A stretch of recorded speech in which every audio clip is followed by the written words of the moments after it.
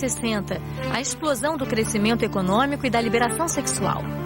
Os conflitos se tornaram políticos. A Guerra Fria aterrorizava o mundo e a corrida armamentista estava a todo vapor.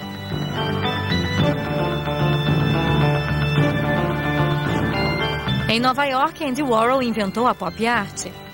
Marilyn Monroe morreu em circunstâncias misteriosas longe da família Kennedy. Os Rolling Stones estouraram com o disco Satisfaction. E 4 jovens britânicos causavam as primeiras cenas de histeria coletiva. O sonho de Georges Méliès se tornou realidade. Os espectadores de televisão estavam maravilhados. No dia 21 de julho de 69, Neil Armstrong se tornou o primeiro homem a pisar na Lua. A obsessão do público pela televisão preocupava Hollywood, que reagiu com superproduções. Ben-Hur, El Cid, Lawrence da Arábia, Cleópatra, um fracasso total. John Wayne, a lenda do faroeste, morreu sem sua arma.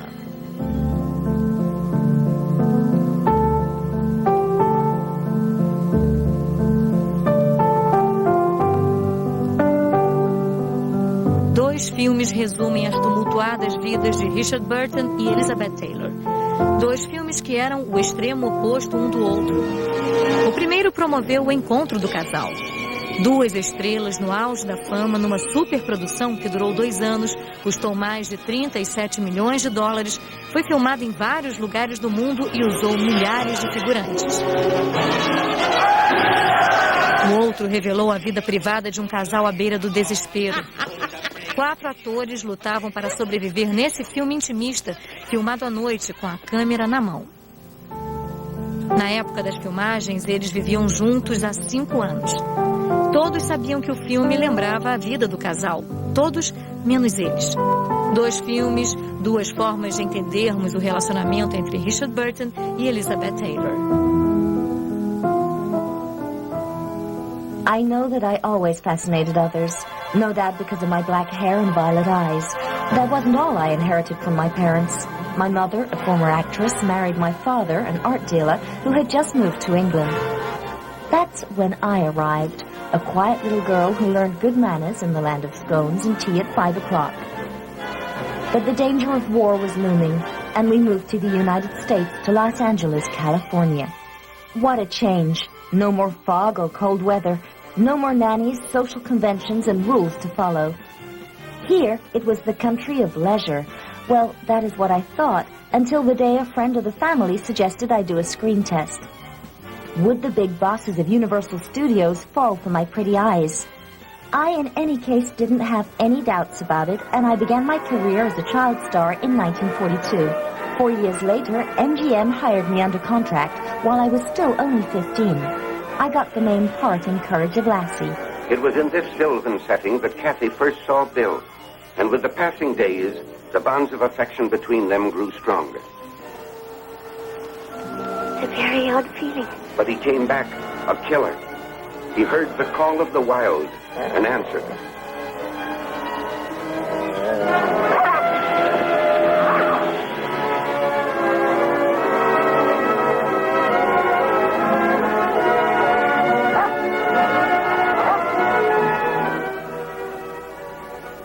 I was on my way, but too quickly because I went from childhood to adulthood in a single jump. Perhaps that explains a facet of my personality. This need I have to make people like me, this need for men to love me, men who have to take on the roles of lover, father, and confidant. From one film to the next, my career and my reputation started to grow. In 1950, I married Conrad Hilton, the heir to the hotel chain of the same name. I left him for the actor Michael Wilding in 1952. 5 years later, I met the producer Michael Todd, whom I married as soon as I was divorced from my previous husband. Not everyone liked my principles, but I never cheated on my husbands. I left them to live with a different man. It's not the same thing. I have always been faithful in love as in friendship. Take Rock Hudson, for example. It's not just because we left our prints on the Hollywood pavement that we became friends. And when he died, I threw myself heart and soul into the fight against AIDS. With Montgomery Clift, it was different. It was love at first sight for both of us. There was never anything sexual between us, and for a good reason, but Monty was to remain one of my best friends. And when he had that terrible car accident, I was the one who gave him first aid while we were waiting for the ambulance. 9 years later, in London, I was the one who got an emergency tracheotomy which saved my life. I acted in Suddenly Last Summer with Montgomery. This film confronted me with what Tennessee Williams, its author, called the monstrosity of life. I know what brutality, madness, death, and the ruins they leave in their wake represent, but this shoot allowed me to really understand other people's pain.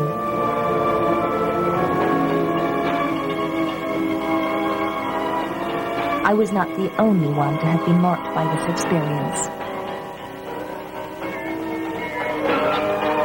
Something horrible happened to that girl last summer. Some dreadful, traumatic experience of some kind. What? It was a one-piece bathing suit made of something white. The water made it transparent. I told him I didn't want to swim in it, but he just grabbed me by the hand and dragged me into the water all the way, and I came out looking nude. Why did he do that? Do you know why he did that? Yes. You know why I was doing it. I told you.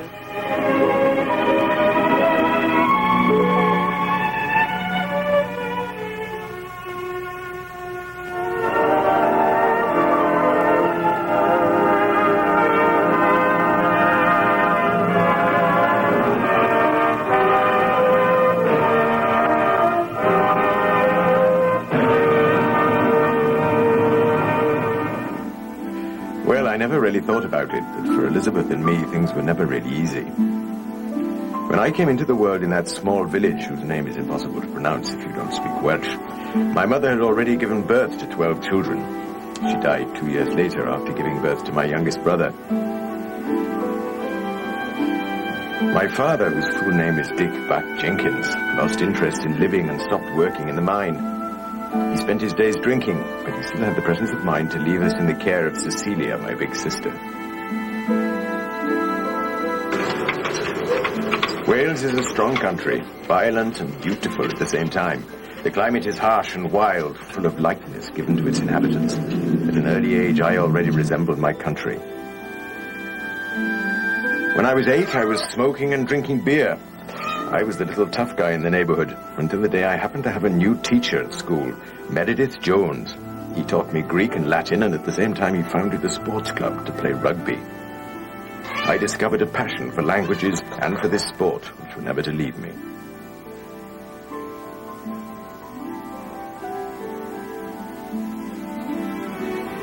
A few years later, I met another man who completely changed my life, Philip Burton, an English teacher and writer. I saw him as the father I'd been lacking up to then in my life. He's the one who gave me the love of books, who made me discover works I'd never known before, who opened the doors to theater.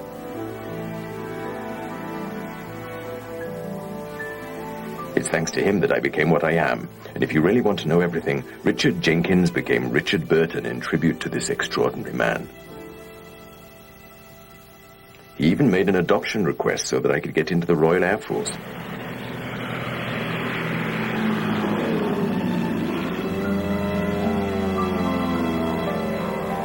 That's how I joined the RAF, and how I enrolled in the famous Oxford University to learn the acting profession. Literature and theater allowed me to escape from what sometimes resembled a prison. I developed such a fascination for books that during my trips, I took clothes and books, that was all. When the war was over, it wasn't until 1947 I was free again. When I was demobilized, I worked for the BBC for a while. But this venerable institution dropped me when, after playing Churchill in a television series, I freely criticized his political vision during the war and his lack of humanity towards the defeated nations. I was acting and traveling throughout the country until the day I met the woman who was to become my first wife, Sybil. I mustn't have been made of the same stuff as other men, because I was never able to get over this need for fresh conquests. If I always had an insatiable appetite for women, it was not to love them or to have them love me. No, it was only to possess them. It was good for my ego, and a lot of my characters have the same kind of relationship with women. I dream of you at night. I long for you by day. You dare to tell me that I have the power? I'm no good with any other woman. I think of nothing but you. Of you and me playing dog and bitch. Of you and me playing horse and mare. Of you and me in every way. I want to fill you up, night after night. I want to fill you up with sons. Bastards. They would be bastards. Sybil suffered as a result, but seemed to accept the situation. She gave me a sense of security, which my mother had given me before disappearing prematurely. I also found a kind of balance thanks to my profession, and in 1951, when I was offered the part of playing a historical role for the first time, finally felt that the gods were smiling on me. He's not an English king, he's a Welsh king. His name is Tudor. His father was a Welshman called Henry VII, and they came from North Wales. So, he's a bit like me. He's Anglo-Welsh. I always believed that a wise man controlled his fate. What separates one man from another is his ability to react and to control his life. Shakespeare was the key which allowed me to open the doors of glory. From that moment on, one thing led to another. I will marry Anne. I will have a crown queen. The producer, Alexander Korda, who had heard of me, hired me. I left with Sybil for Los Angeles.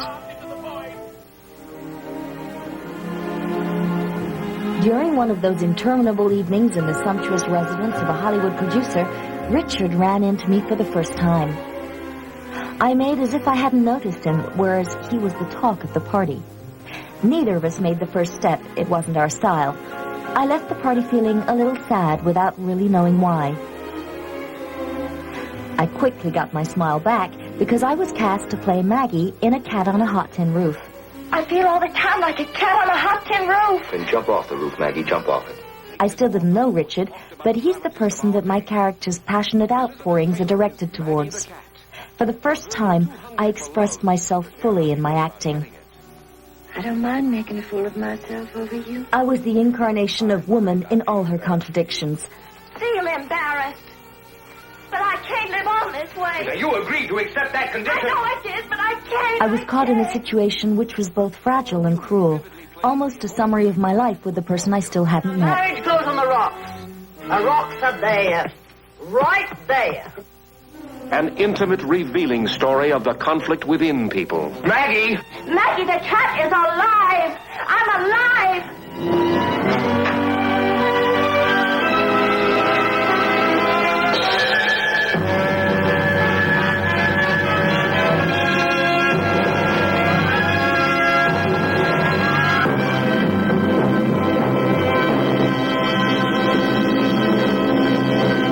A seguir, Cleópatra e Marco Antônio, Elizabeth Taylor e Richard Burton. Logo após o intervalo, você vai acompanhar as filmagens desse épico que marcou o início de uma grande paixão. You will kneel. I will what? On your knees. You dare ask the proconsul of Rome? I asked it of Julius Caesar. I demand it of you. Já, já. E duplas. Em 61, nas filmagens de Cleópatra, Elizabeth Taylor finalmente conheceu o homem que inspiraria nela uma paixão avassaladora. Sorte ou fatalidade? All that I shall ever want to hold, or look upon, or be, or have is here now with you. Remember. I want you to forget me, please. Forget? How? I can never be more far away from you than this. A Fox apostou seu futuro nesta superprodução. 79 cenários de tamanho natural, mais de 25 mil figurinos, 8 mil pares de sapatos, armas, elefantes, cavalos, historiadores para validar as táticas de César e a arquitetura egípcia. A lista continua. Havia até uma esfinge, o único veículo autorizado para transportar a rainha do Egito.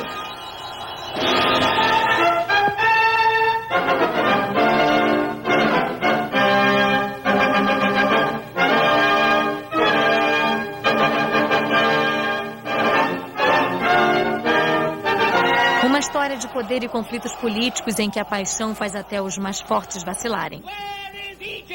Show me the way! You will kneel. I will what? On your knees. You dare ask the proconsul of Rome? I asked it of Julius Caesar. I demand it of you.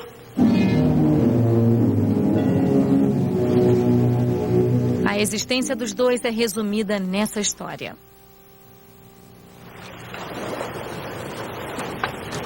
And although she didn't remember meeting me, I fell in love with her the moment our eyes met. But it was on the shoot for Cleopatra that we really got to know each other. We managed to find a few private moments in the middle of this epic shoot, and we let ourselves be swept away by this passion, not really understanding what was happening between us. Like Mark Antony and Cleopatra, Elizabeth and I had everything we could ask for to be happy. Family, money, fame. And like them, the intensity of our passion was to be the cause of our downfall.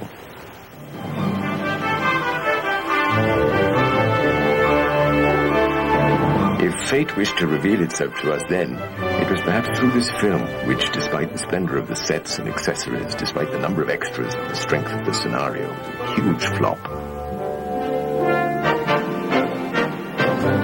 Although there were huge crowds at the premiere in New York, it was to photograph the stars and see them in the flesh. I never liked the public that went to these events. This monstrous mob throwing themselves at us like on some prey that it was going to rip to pieces.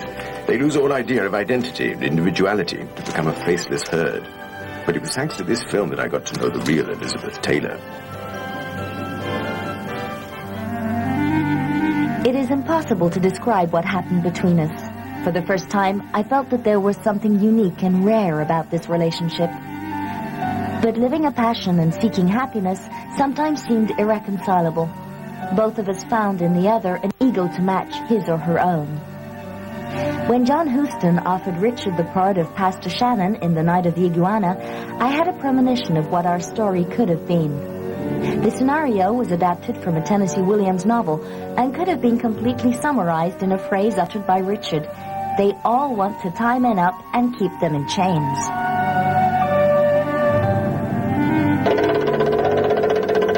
One man. 3 women. In fact, the 3 female characters who haunt the Reverend Shannon between them make up the perfect woman. Sue Lyon's youth and carefree attitude, the little Lalita. Ava Gardner's radiant maturity and femininity, and the gentleness and understanding of Deborah Carr's character, who has difficulty assuming her sensitivity. The blue demons haunting her also had a grip on Richard's mind. One night, the night of the iguana. Since man has known woman, there has never been such a night. Open the door.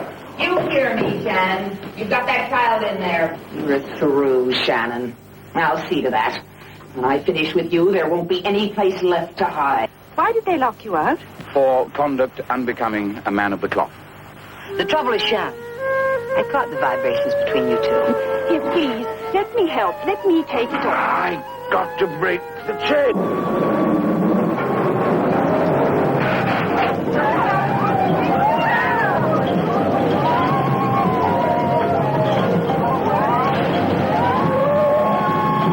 All women, whether they want to face it or not, want to see a man in a tied-up situation. Oh, yeah. Stop it! Stop it! Let me out of here. Let me loose. Shannon will emerge triumphant. I hate you. You're a hustler. A fantastic, cool hustler. You were building your nest, and you didn't even know it.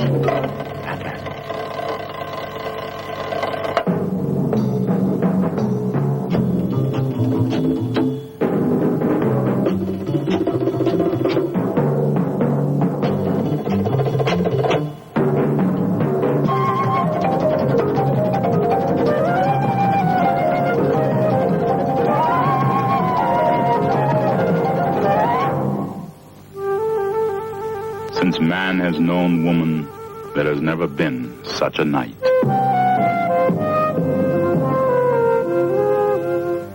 I was never able to find the necessary resources in myself to be his wife, mother, friend, and mistress all at once. To live together, man and woman certainly need to give themselves sincerely to each other. I think that at this time, Elizabeth and I were trapped by our celebrity and easy money. Although it came a bit late, our awareness of this fact can be felt in the way we acted together in Who's Afraid of Virginia Woolf. This is the story of a university professor and his wife who used the visit of a recently married couple as a means of entering into a vicious game where love is changed into ferocious and excessive hate.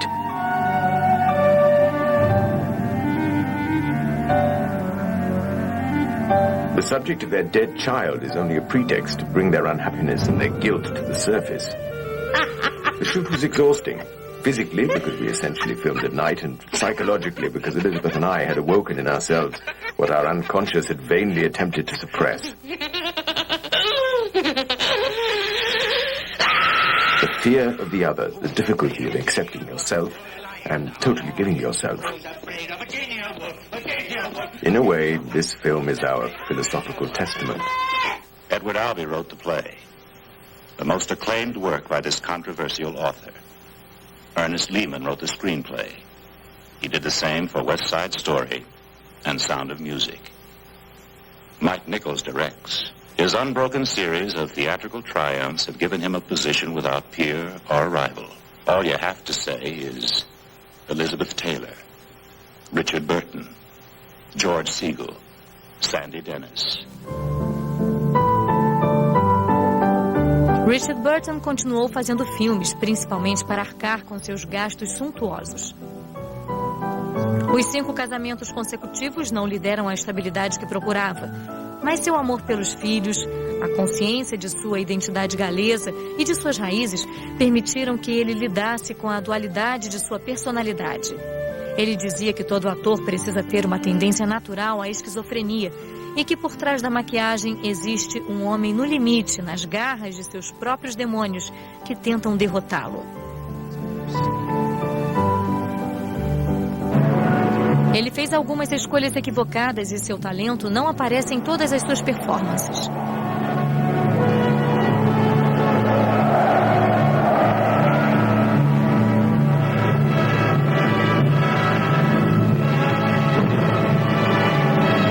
Your marriage, Jane. Thank you, Jimmy. O papel do padre em O Exorcista 2 era bem diferente do pastor que fez em A Noite do Iguana. Nem sua busca pela verdade numa África irreconhecível permitiu que o ator encontrasse paz de espírito.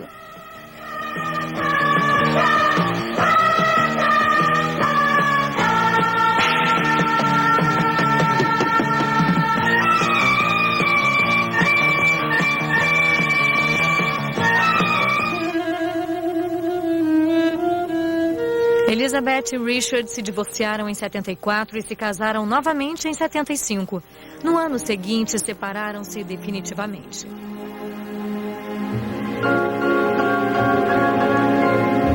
Elizabeth Taylor colecionava maridos, tal como colecionava prêmios por suas atuações, como Maggie em Gata em Teto de Zinco Quente, como Catherine em De Repente, no Último Verão, e finalmente como Martha em Quem Tem Medo de Virginia Woolf.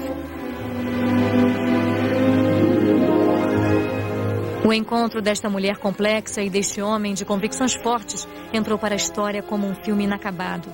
Este amor impossível, uma história de proporções cinematográficas, consumiu estes 2 gigantes de Hollywood. Mas o público, sempre ansiando por fortes emoções, exige grandes dramas das maiores estrelas. Elizabeth Taylor e Richard Burton pagaram o preço.